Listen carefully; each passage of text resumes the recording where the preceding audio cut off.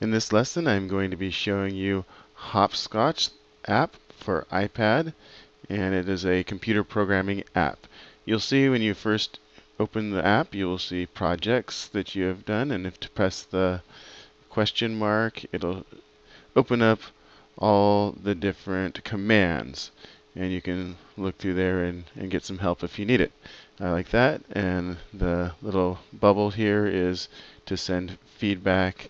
Then you can actually download projects that have already been created, so some ideas for projects are there. And then the last button at the top is to start a new program. That's what we're going to do here. So the first thing is to add an object. So you get to choose between these different creatures here. I tell my students I want them to choose a main character. So I'm going to choose the bear as an object and then hit start. And you will see my project is untitled. You can tap up to rename, delete, or share the project. And so you can rename the project whatever you want. I'm going to call it Bear Game just for fun. Update. And you have named it. What I want to do first is program the bear so that I can move it. And so you can see if you scroll up, the name of the object is bear, and you can choose where you want the bear to start when you hit the play button. So when the play button is tapped is your first option, you can see here, and there's many others. So you can say something different if you'd like. When bear is tapped, I'm going to have him move. So I'm going to slide the move down. Move distance 300. So we know from here 300 is a little ways, not quite a third of the way through. So we're going to see what happens. I'm going to hit play. I see the bear, and I'm going to tap on the bear, and it moves 300. So you can go back and make it less than 300. I'm going to change it to 100 and hit enter. So now you can see how much 100 would be. And I tap on him, but he doesn't turn. So I'm going to start a new script and put when iPad is tilted right, then we are going to rotate, and I can say 30 degrees. So let's try that. I can tap on him to move him and rotate right. But what if you want him to turn the other way? Well, let's start a new script.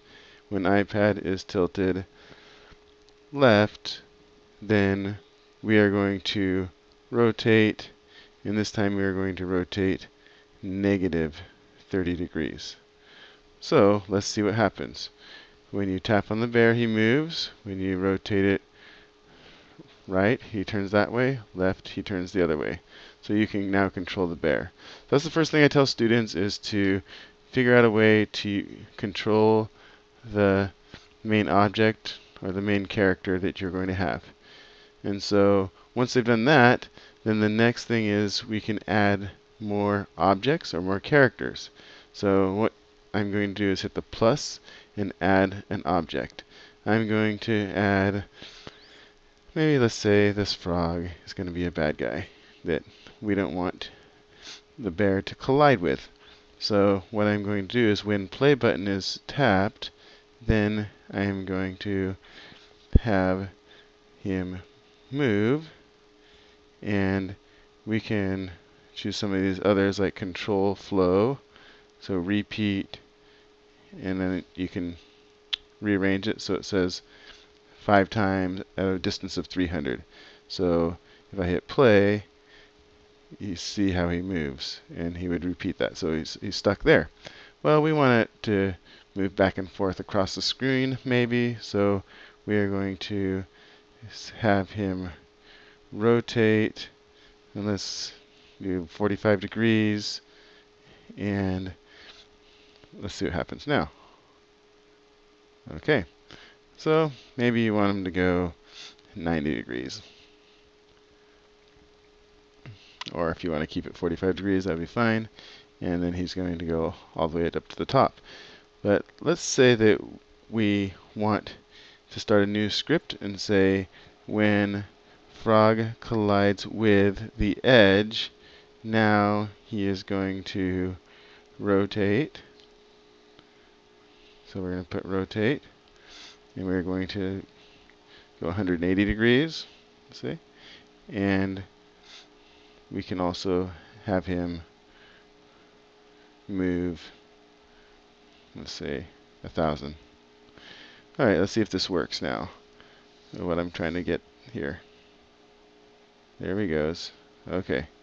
So when he collides with the bear, nothing happens yet. So what I want to program is the bear, something to happen to the bear when the frog collides with it. So I'm going to go back to the bear's code, and I'm going to hit when bear collides with frog, then I am going to have him disappear. So you can change the appearance. I'm going to set opacity to, let's say, 0. Let's see what happens now. I think that will make him go to 0. Yes, so he disappeared. So the frog got the bear. So you can do things like that until you get it to where maybe the bear can reach his prize at the end, and you can actually add words as well. I like to do that, a text object.